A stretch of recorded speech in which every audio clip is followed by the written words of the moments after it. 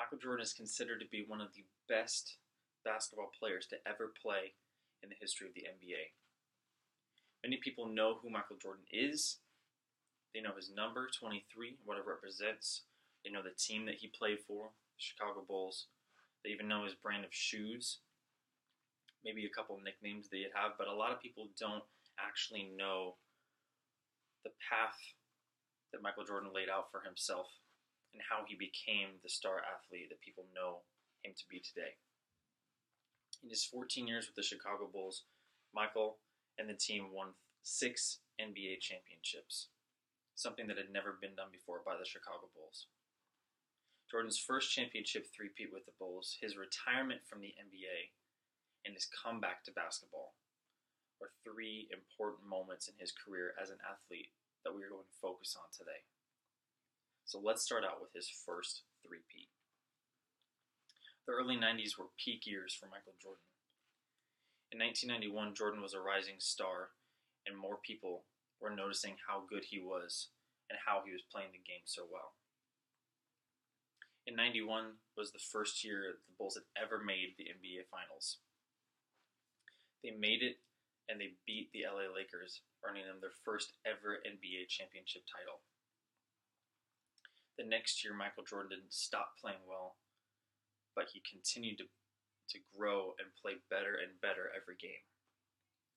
In 1992, they came back to the finals and beat out the Portland Trail Blazers, earning them their second NBA title. In 1993, the Bulls came back yet again and defeated the Phoenix Suns, earning them their third NBA title in the three-peat series. However, Michael Jordan and the Bulls were about to take a completely different turn that absolutely no one saw coming.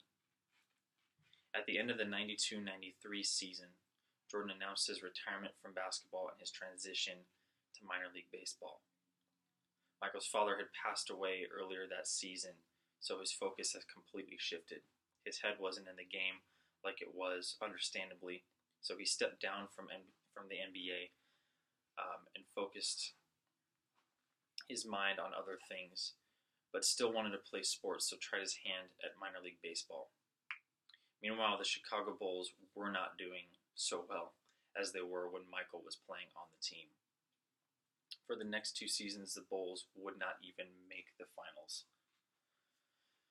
The Houston Rockets had become the dominating team in the NBA and had won the championship title in 94 and 95. The Bulls were in dire need of help, and Michael was about to come back to the NBA. But little did anybody know that this was going to happen. The Bulls and the sports fans of Chicago were about to see the greatest news that they had received in the last couple of years. They had watched their team fail. They had watched their team not do as well as they had been. They'd watched their team lose a star athlete. So they were down in the dumps, and they weren't doing so hot. But they were about to receive the best news that they had ever gotten. In March of 1995, Jordan returned to the basketball court. People were so happy, so joyful that he had decided to come back. The Bulls came back with a vengeance, with Michael alongside of them, and Michael led them to the NBA Finals that next year, and they beat out the Seattle Supersonics in 1996. In 97 and 98, the Bulls came back yet again to beat the Utah Jazz back-to-back, both final games. Michael not only had come back and played as well as he had before, but he brought the Bulls back for another three-peat, earning them the right to be one of the best NBA dynasties for anybody to ever see. In conclusion, Michael Jordan wasn't just an okay player. Michael Jordan wasn't just an average player, but Michael Jordan earned the right to be called one of the best players to ever play the game of basketball.